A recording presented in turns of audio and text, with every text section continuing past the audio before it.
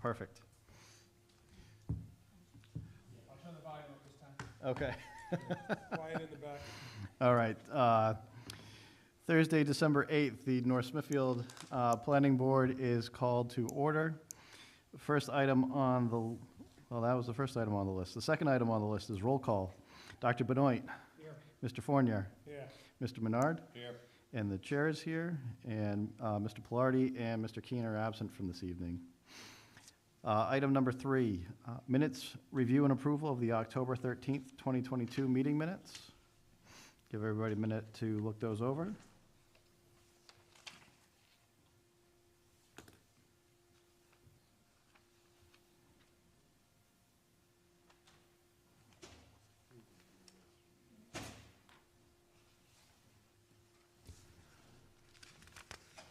I would make a motion to approve the minutes.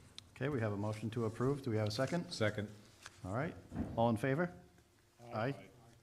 All right. Minutes are approved. Item number 4, disclosure. Planning board members shall disclose potential conflicts on the matters before the planning board this evening. Since there are no pending applications for this evening, no need for that. Same thing with item number 5, the disclosure and notice for ex parte communications.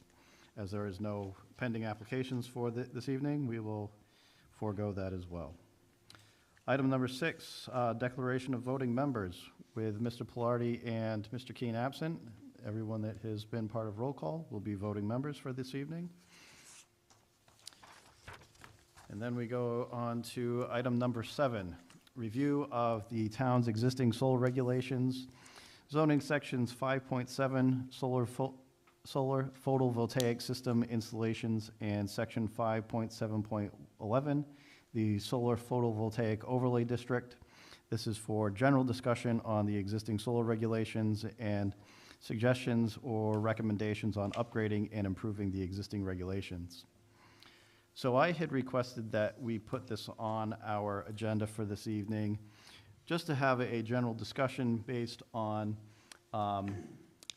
a number of things. We've had quite a few solar applications over the past couple of years come before us as, and all have been, or most, if not all, most of have been successful in getting passed through. One of the items that one of the most recent applications that we've had was kind of an eye-opening experience a little bit. We had, one of the attorneys was saying that there was inconsistencies between our zoning ordinance and our comprehensive plan.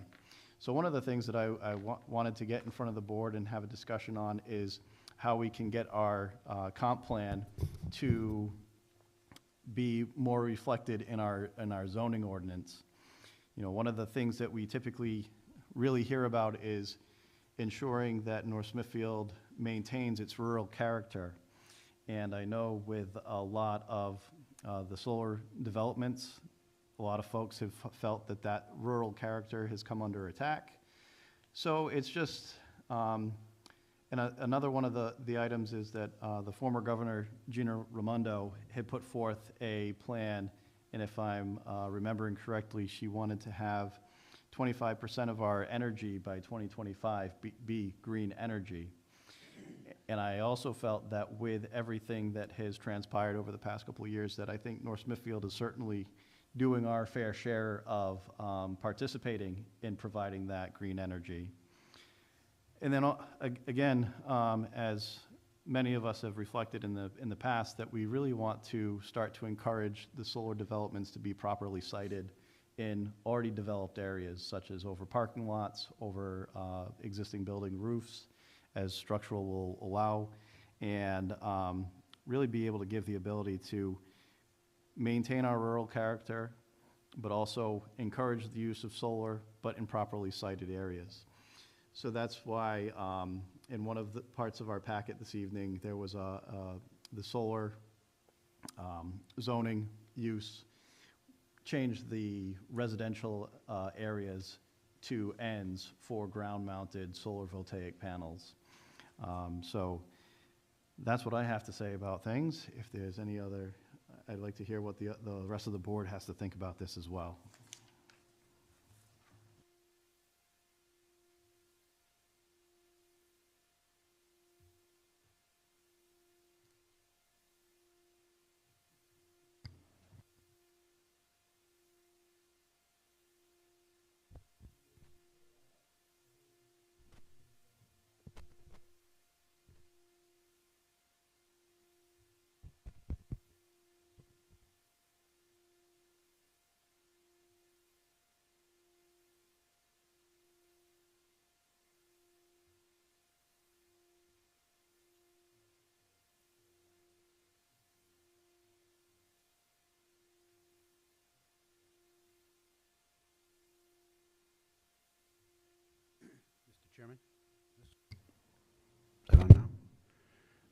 Couple of things while everyone's looking at that, along the lines with what you were saying, and the fact that North Smithfield has done its quote-unquote fair share, right?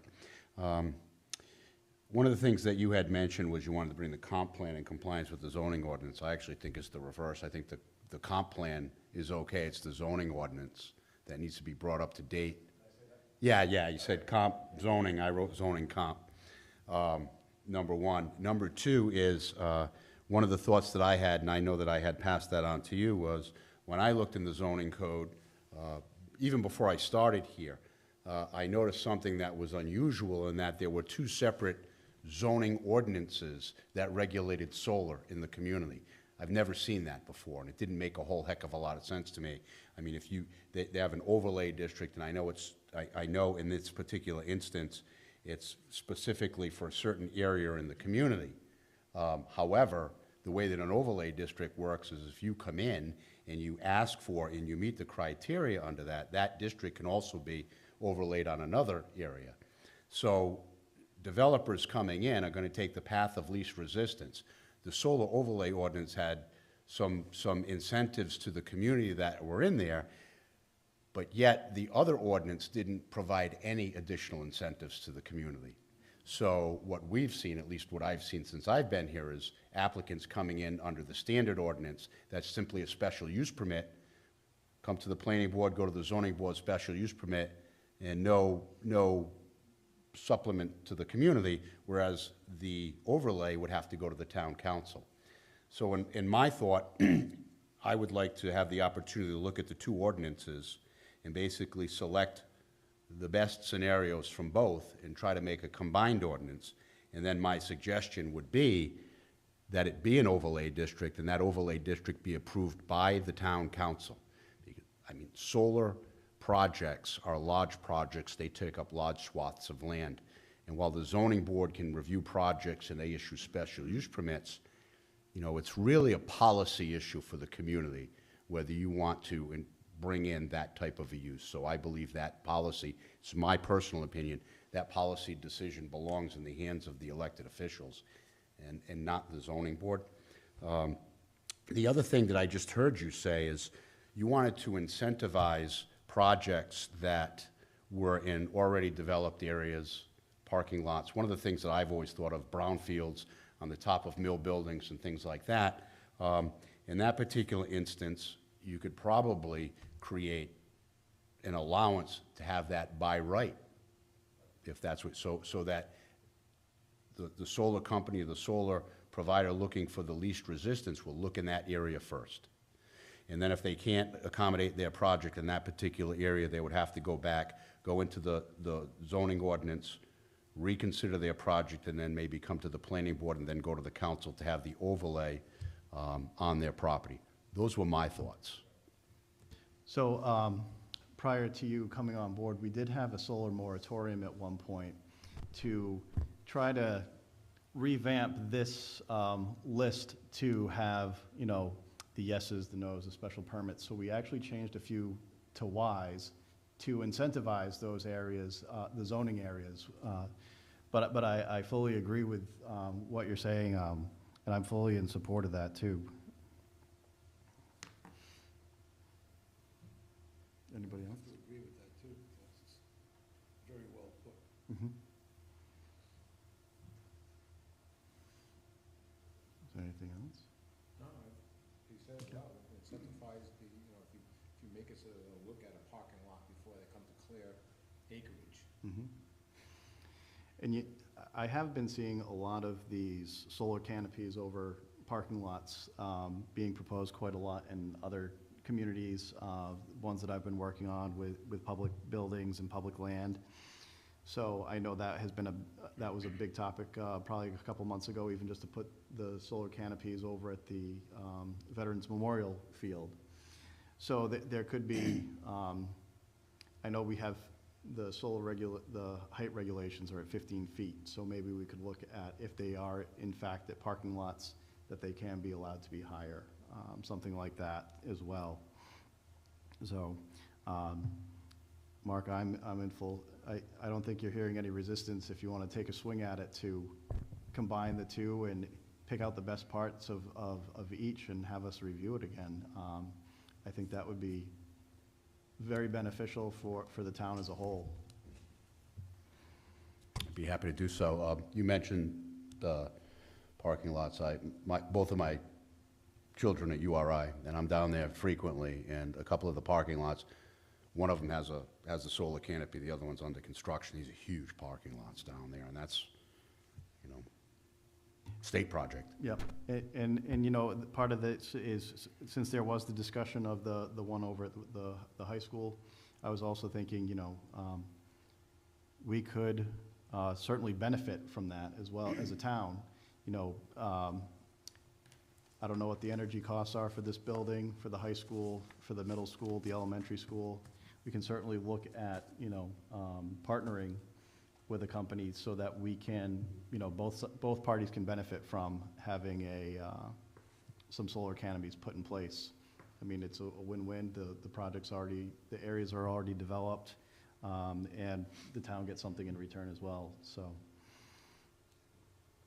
Great. They haven't seen much in problems with the solar canopies over parking areas like with snow, which I can't imagine being different than if it's out in the field. Yeah, I'm not an expert, so I really don't know the answer to that question, but the ones that I've seen, they are slanted. They're still slanted. Yeah, they're still slanted, so that, well, they're oriented so they get the sunlight, you know, 3/4 of the day anyway, so they're basically slanted, and I think that's something they probably would have contemplated when they designed them, yeah.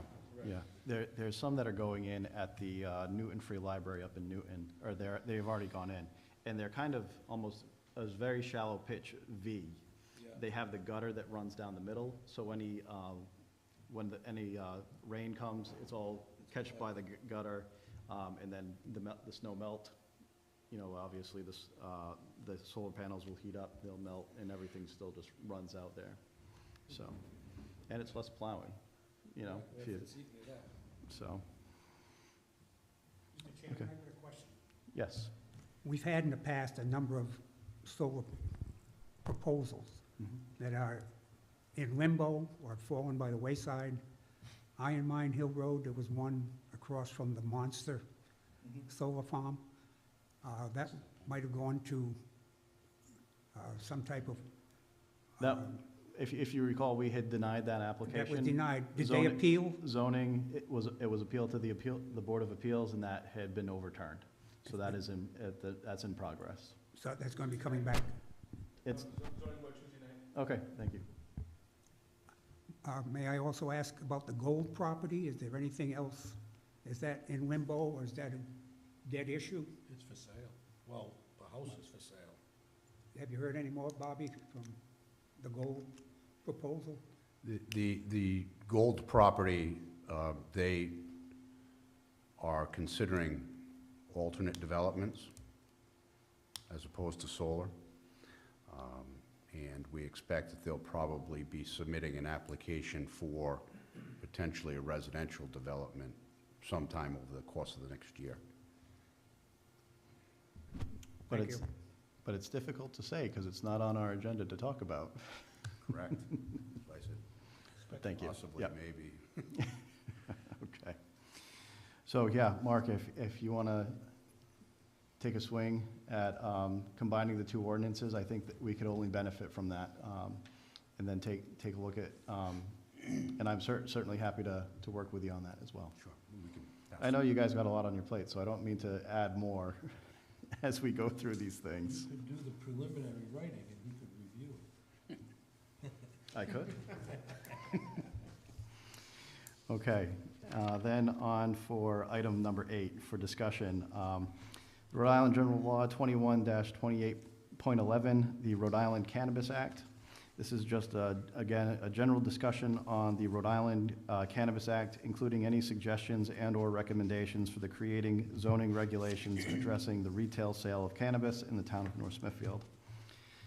Again, this was another item that, based on the current election results on the town passing the sale of cannabis in town, I want to hopefully get North Smithfield almost on the, potentially as a leader in this, to get this moving, because not only do we need to now create zoning regulations for it to allow for, to meet up with what was voted on, but there's also a certain amount of tax revenue that comes along with this as well.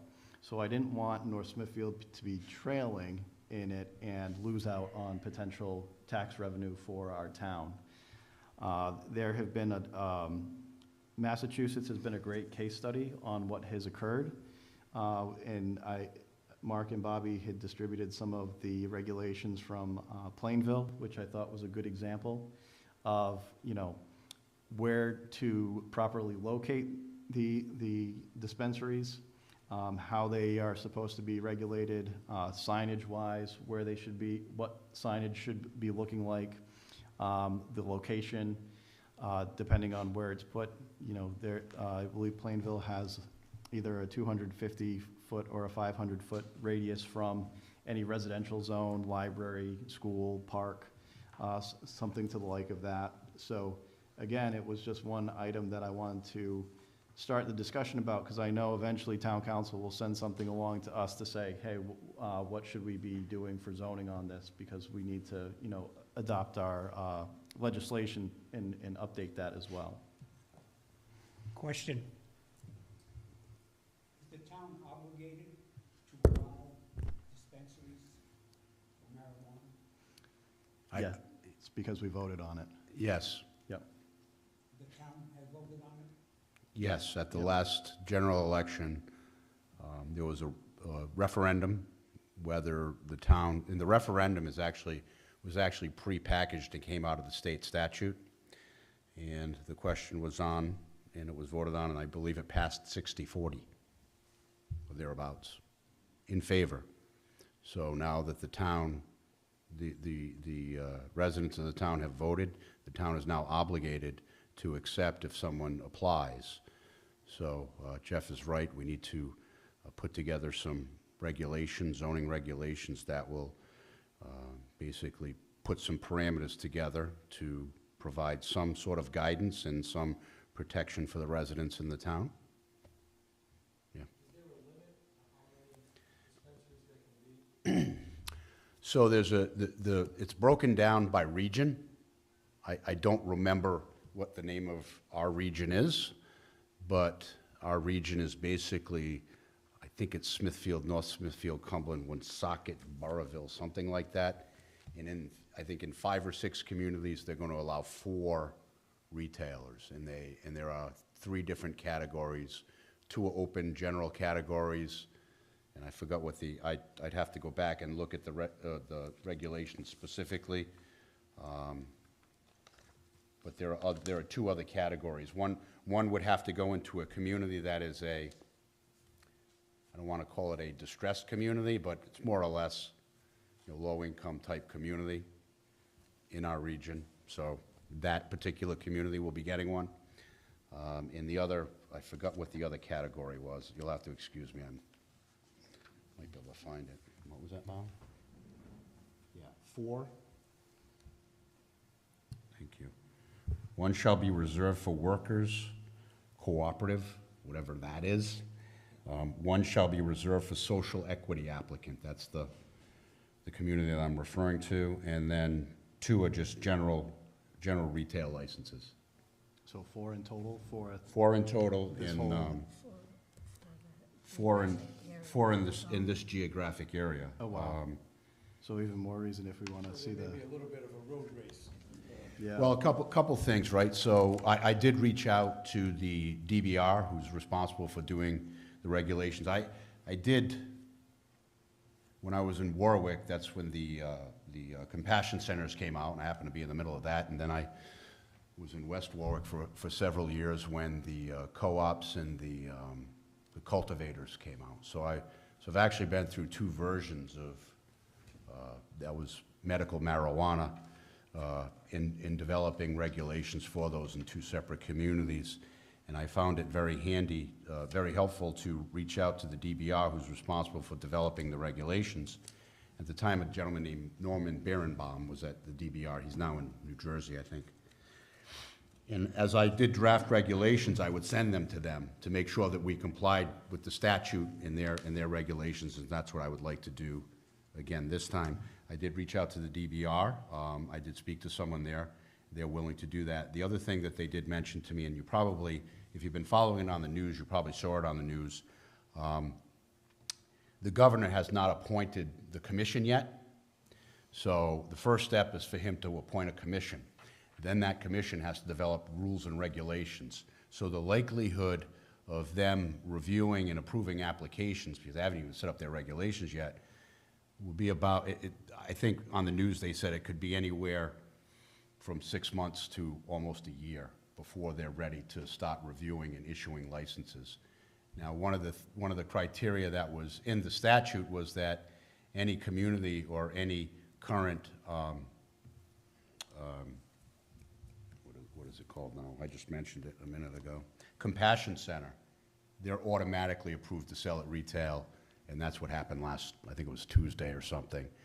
They started selling at retail. So all of the compassion centers in the state of Rhode Island right now are allowed and are selling at retail. I believe the town council in Burrville has voted not to allow any within their town. So if they couldn't we do the same? No. So basically, In Burrville, they had put forth a resolution to prohibit the use of marijuana in public areas. I think that's what you might be referring to, because I did see that same article, whether it was on the Valley Breeze or NRI Now, but I did see that what you might be talking about. there was a, Very strange that, for example, when we have a plan, a proposal coming before us, we have expert witnesses who can propose and then go back and forth.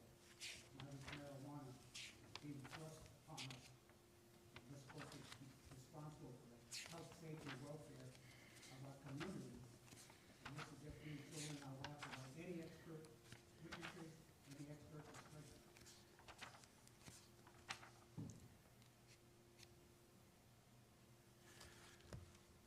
I'll have to find the section of the statute, but basically, what the statute says is, by a certain time, and I think it was sometime over the summer, a local community's town council, city council could vote to reject. If they did not vote to reject, then they were required to put up as a referendum, and the language was explicitly spelled out in the statute for the general public to vote on. North Smithfield did not vote to object, and I'm going to read you the language because I have it in front of me. It says, shall new cannabis-related licenses for businesses involved in the cultivation, manufacture, laboratory testing, and for the retail sale of adult recreational use of cannabis be issued in the town of North Smithfield? That's what the question was, and it passed 60 to 40. 21, 28, 11,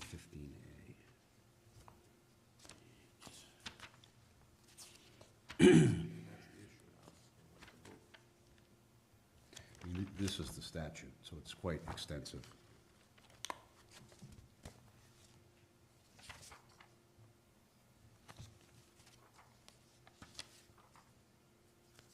I thought it was unusual myself, but it is what it is. 17, 16.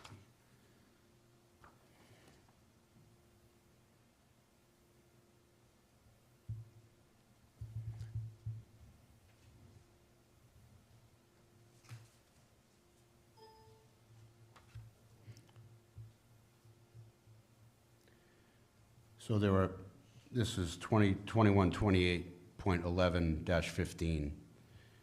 A, in A, addresses those with licensed medical cannabis.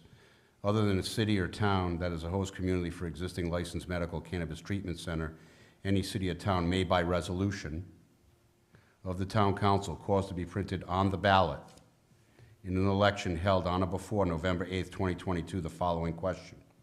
Shall new cannabis-related licenses for businesses involved in the cultivation, manufacture, laboratory testing, and retail sale of adult recreational use be issued in the city, and then it says, or town, question mark. So that's in the statute. It's specifically stated in there that you have to have that on there. And B is by the adoption of a resolution by a city or town council pursuant to the provisions of subsection A, this section, the commission shall not issue any new cannabis-related license pursuant to the provisions of this chapter unless and until the electors of the city or town vote to approve the issuance of new cannabis-related licenses in the town. This provision shall not apply to the issuance of hybrid cannabis retailer licenses, and that's the compassion centers. If a majority of the ballots cast on which the electors indicate their choice is against granting a license, no new license pursuant to this chapter shall be issued by the commission related to the sale of recreational cannabis within the city or town. That did not happen here.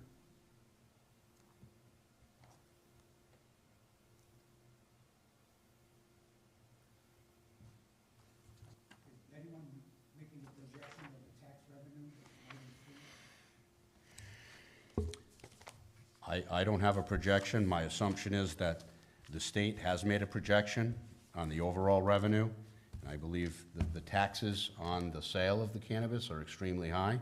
I think there's 10% that goes to the state, 3% that goes to the local community, and then I think on top of that, there's a 7% sales tax. So that's like a 20, 10, 7, 3, 20% tax. I don't know what the revenue is, though, offhand.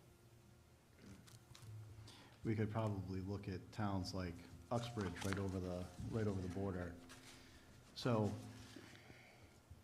I'm not looking at this as a, pro-cannabis or not cannabis. I'm looking at it as a financial decision based on what's out there right now with regulations. I'm thinking that there's the ability that we can benefit from the tax revenue similar to our neighbors over the border in Uxbridge. I think they have 4 various centers right now, and they are benefiting from that. So, everybody has their personal opinion on whether or not they are pro or against cannabis. Same could be said for liquor licenses as well. So, again, I'm not arguing the use of it. I'm just arguing for the tax revenue that comes with it. So I want to make sure that if, there's only going to be 4 of these dispensaries allowed in our now region as opposed to town, that we are at least competitive with our neighbors around northern Rhode Island, that we can be able to at least benefit from it. Basically, it's coming whether you like it or not. So Right. why can't we capitalize on it as Yep. best we can Well, for our community? At this point, the decision has been made. The electorate of the town voted in favor of it with 60-40. That's not even close for a referendum. So at the end of the day, we're obligated to approve something. So I think we'll work towards that, and I've actually already started. I went through the medical marijuana section, and I'm not ready to share this yet, but there was some issues related to that had been, they're either typographical errors or they were oversight, whoever drafted that ordinance, and they missed some areas. So I've done some strike through and underline on that, and I've also started to develop a retail based on some of the information. I was working over the course of a week using the statute, some of the information you gave me, some other zoning ordinance from other communities, and start to put together a draft ordinance for the town of North Smithfield, which probably over the next few weeks I'll be tuning up. The other thing that I wanted to mention, and Jeff and I had some emails back and forth on it, is that the way that it's structured now in our zoning code, all different categories within the zoning code, for example, agricultural, right? That has a medical marijuana element in it. Residential has cooperatives and things like that. So as you go through the use table, several areas in the use table, it's all split up, have marijuana uses in them. And I thought that it would be best to extract all of those out of the use table and create a use category. We can refer to it what we want, but right now, for the sake of discussion, I have it as medical and recreational marijuana. It would have its own heading, and under that, we would have retail sales, testing laboratories, compassion center, medical marijuana card holder and/or caregiver, and licensed cultivator. Those are the 5 categories of marijuana that's now been authorized by the state. We would have them contained in one area of the use table, so if someone looking for that could find it and not have to go through the table. And then we would refer them to a section of the ordinance which would probably start at, 5.6.311, which is medical marijuana. And I thought we would build from there, so that would be the first one. And then we'd go 5.6.3.12 to retail, and then we'd go 5.6.3.13 for testing labs and so on and so forth, so that everything, if someone wanted to, they could extract that right out of the zoning code along with this use table, and you'd have basically a standalone marijuana ordinance section. I just think it's more efficient and easier to locate that way and easier to understand.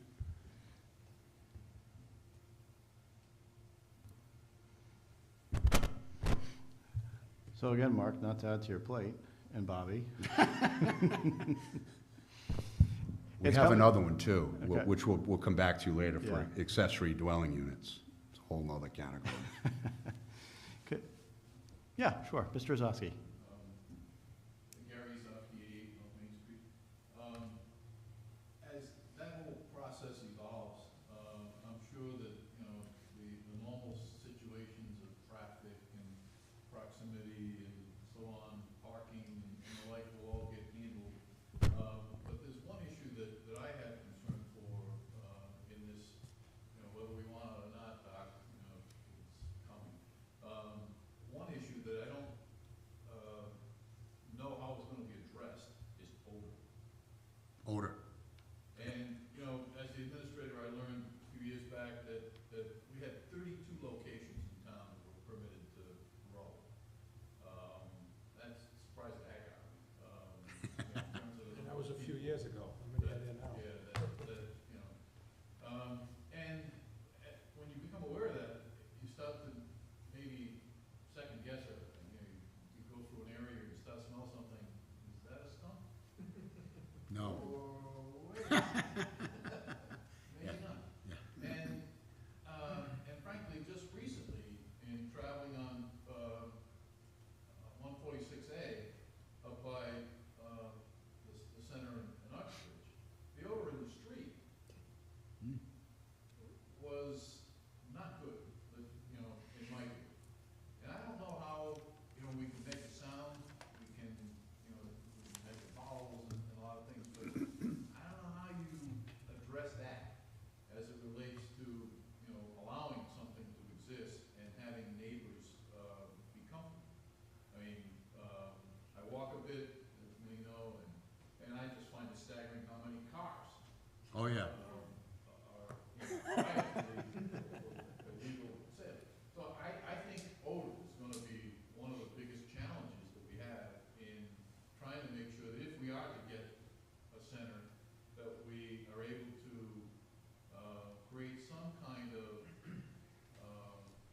regulatory structure for that, to the point that whether it's a residence or a commercial neighbor, they shouldn't have to, be, the entity that says, I don't wanna do this, And it's all a matter of perspective. I was in a state office, not long ago in downtown Providence, where this particular, wasn't one of our elected officials, it's an appointed, and they were in one of the buildings on, Washington and Westminster, above a restaurant. And the meeting got interrupted at one point when the official got up and started banging on a pipe because he started mumbling and stuff. There it is again. It was the smell from the cooking downstairs that was, just annoying him again. And it was like, I think it was hamburgers. So, if you can just imagine, if people can get annoyed by that, then this, I think, is gonna be, so I just encourage you, as you do look at it all, that, keep that in mind. Certainly. Yeah, Yeah, there was one aspect of actually the Plainville Cannabis Act that actually had some regulations based on odor that said, if they're a commercial entity, a layperson or a normal person that goes by should not be able to smell what's going on inside. So There's something there's certainly something to be said about that. I know it's definitely not the most pleasant smell as you're going around, and it certainly can kind of hit you pretty hard sometimes, depending on where you might be walking through. So I know we can, we certainly have regulated noise, sight lines and the like, so perhaps there's some precedents that we can look to for odors. So under the statute for cultivators, and what you probably was smelling was someone either growing in their home or a co-op growing, and I think that's what you might be referring to. There may be a cultivator in North Smithfield, I'm not really sure if there is, but believe me, in West Warwick, they were in almost every mill building, and not only could you smell them as you were driving by, anyone who worked there, when they would come into the office, I'm asthmatic, I'd be like, you gotta stand outside of my office, that's how pungent and it gets. But under the cultivator statute, there's a section in there that specifically addresses odor. And I know in dealing with these people over the years that in order to get permitted through the state, these are the cultivators I'm talking about now, they have to have circulation and recirculation systems in their building. So I think perhaps looking at that section, extracting it out of the cultivator, moving it over into what we would do with the retail, and also consulting with the DBR, who's responsible, to find out what kind of provisions they have. We might be able to do something like that. So I'm glad you raised that issue, because it's a good issue. Because I walk too now. Bobby made me start walking, so I'm trying to walk 2 miles a day. And my route goes around like that and goes back. And I know in this particular area, when I'm walking by this particular property, I can smell it. For the record, it's not on Country Way, because I live No, in it's not. that area that you walk. It's on, is that 146A? Yeah, it's right on 146A. Could we restrict cultivating as a permitting issue and just, I know that the cultivating has an odor, so you just drive down Corliss Street near the Providence Post Office, and, you just talked about that circulating and recirculating, and it's supposed to be filtered, and Yeah. you get a contact high driving by. So if that's eliminated, opposed to just the dispensaries and the retail shops, you're gonna have an odor inside that structure because the product is in there. But outside, the odor should be none to minimal. Right.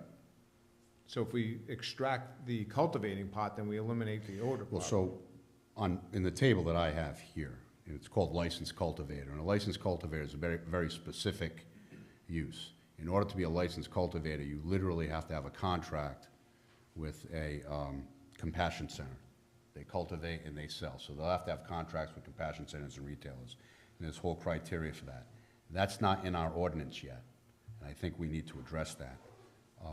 What I have, as far as where the licensed cultivator is, my suggestion, and it's only my suggestion, is it not be allowed anywhere but for the manufacturing zone, and then by a special use permit, and then we need to write some regulations for the cultivator. The other cultivators that I think the administrator was talking about and that I'm talking about are either card holders or caregivers who are growing in their house, or two people are getting together and they can grow in their residence. We cannot restrict that. That's allowed by right in Rhode Island, and they can have up to 12 plants per person or 24 plants if you're a caregiver. So if you got two caregivers together in a house, that's 48 plants probably in the basement or somewhere, and you can smell that. Oh, I can buy it. Yeah, there you go. So you know what it's like. So the licensed cultivator, yeah, we can control. The other one, we really can't. But the retail sales, you're right, they'll probably have limited stock. One of my thoughts is, when they were creating even the compassion centers and the cultivators, there's high security. So how these retailers, I don't know whether they're going to take they're going to have vaults or safes to lock it up when they're not there, when they're closed, or if they're going to take it out of I don't know what they're going to do, or how much product the state will even allow them to have in the facility at any one particular time. I assume it's gonna be a good amount if people are gonna come in there and buying it retail. So there will be an odor. So I think that's a good issue, and we'll address it the best we can. I know with Massachusetts regulations, there is a lot of security. Yeah. And it has to be approved by, there's the host agreement, so the town has to actually approve of the security. And there's a lot of, that has to go through with Massachusetts. Yeah, I was hoping that they were going to implement host agreements in Rhode Island, but they didn't. Chairman, Yes. question, is outdoor cultivation allowed? Not in North Smithfield, no, we've prohibited that. I can specifically relate the experience in my neighborhood. I was on my riding lawnmower, got the whiff of the skunks, and it's high noon, and I said, skunks don't come out at high noon. And went looking around, and one neighbor had 2 monster plants outdoors, Yeah. taller than me, driving in the sun, and really awful aroma. First-hand experience. And then I think, Unfortunately, Doc, that could be just somebody doing it, they're not on the list for growing of a caregiver, that's for their own consumption. Right. So, I mean, I don't know how we can police that, or, Well, if we're going to have in the ordinance no outdoor growing, then our zoning official could shut them down. right, somebody'd have to find it first, and, you know, the whole gamut. Yeah.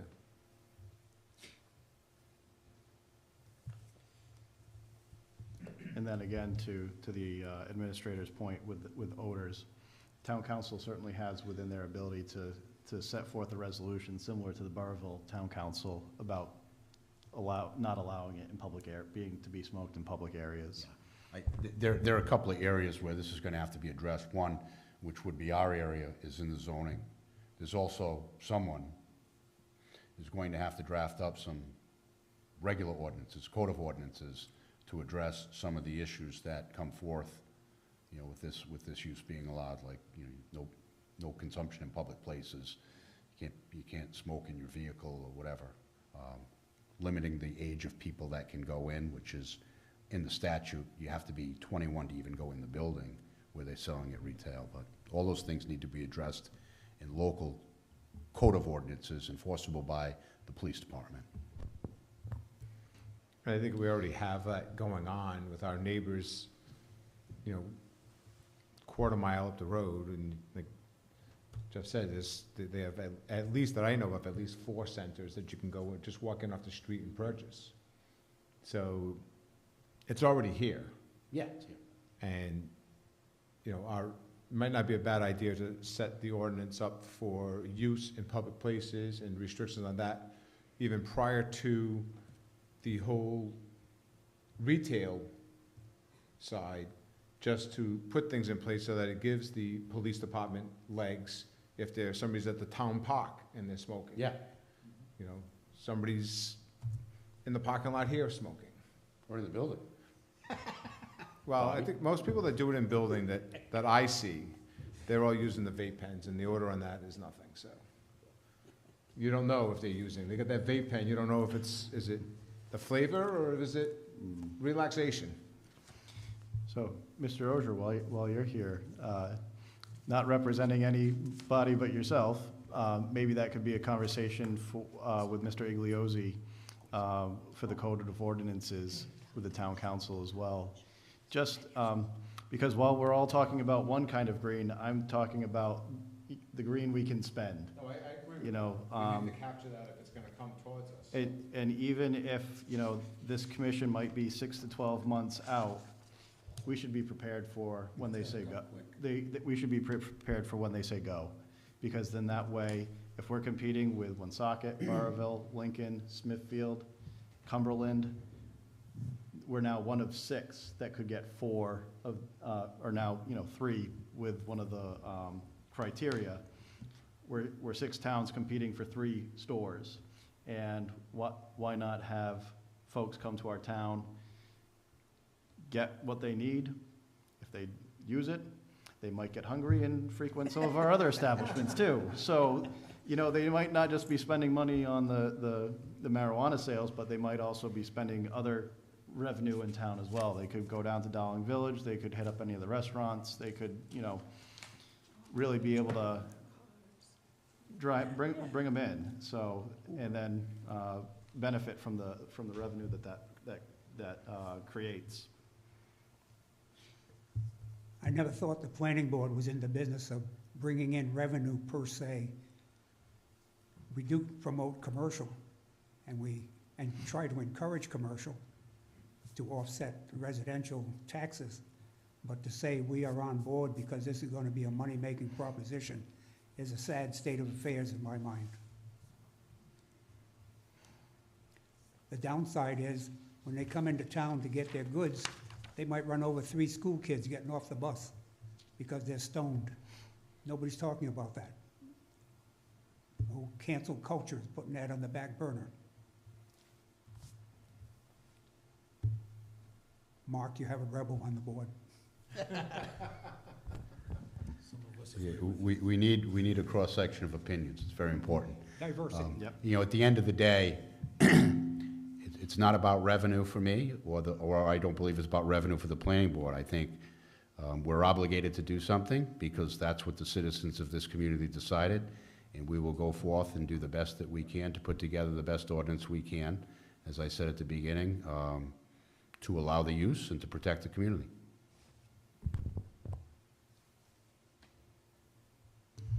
I think those are good words to end on, unless anybody has anything else to add. Okay. So then, on to item number 9, administrative subdivision for informational purposes only. We have the subdivision name as Benoit Realty LLC. No relation to Doc Benoit over here. That's correct. The applicant is Robert Benoit, location 949 and 969 Eddie Dowling Highway, Assessors Plat 17, lots 80, 84, 167, 199, and 231. Want to give us the information? This was an administrative subdivision that was done as part of the requirements for their final approval. So they just eliminated some lot lines and Anchor Subaru. So, Consistent with what was previously presented to us at earlier meetings. Perfect. Well, thank you. Then on to item number 10, adjournment. Motion to adjourn. You have a motion to adjourn. Do we have a second? I'll second. You have a second? All in favor? Aye. Thank you very much, everybody.